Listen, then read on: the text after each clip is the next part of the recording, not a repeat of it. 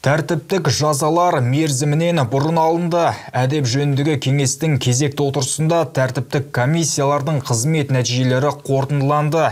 Мемлекеттік қызметшілердің әлі де заң бұзушылықтарға жол беретініне қарамастан, олардың жағымсыз әрекеттерінің азайғаны байқалады. Толығырақ тілші бейнематериалында.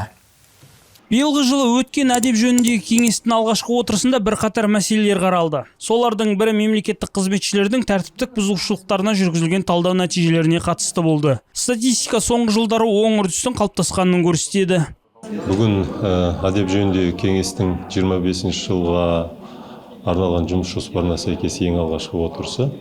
Күн тәртібінде 4 сұрақ бар. Олар агроөнеркәсіптік инспекция басшысының, Ақтоғай ауданы әкім аппарат әдеп жөніндегі уәкілінің өздерінің бағытында жасап жатқан жұмыстарының есебі.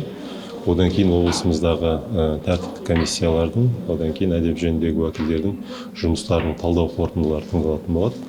Департамент тек мемлекеттік қызметшілерді тәртіптік жауапкершілікке тарту материалдарын ғана емес, сонымен қатар тәртіптік жазаларды мерзімінен бұрын алу мәселелерінде зерттеді. Алайда бұзушылықтар да орын алды. Атап айтқанда энергетика және тұрғын үй коммуналды шаруашылық басқармасы мен жұмыспен қамтуды үйлестіру және әлеуметтік бағдарламалар басқармасында тәртіптік жазалар белгіленген мерзімінен бұрын алынған. Сондай-ақ мемлекеттік органдардағы бірқатар этика жөніндегі уәкілдердің жұмысы жеткіліксіз деңгейде жүргізілгені атап өтілді. Бұл этикалық нормалардың бұзылу статистикасына әсер етті. Егер алдыңғы жылы мемлекеттік қызметкерлер 10 рет дөрекілік танытса, өткен жылы мұндай жағдайлар 14 рет қайталанған. Қазақстан Республикасы мемлекеттік қызмет істері агенттігі департаменті басшысы жүргізіліп жатқан жұмыстың жалпы алғанда нәтиже беріп жатқанын атап өтті.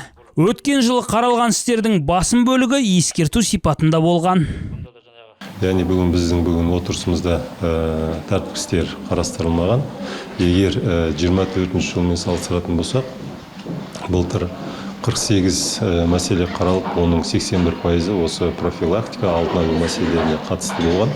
Яғни қалған бір 9 сұрақ осы мемлекеттік қызметшілерге, облысымыздағы лауазымды тұлғаларға қатысты қозғалған тәртіптік істер.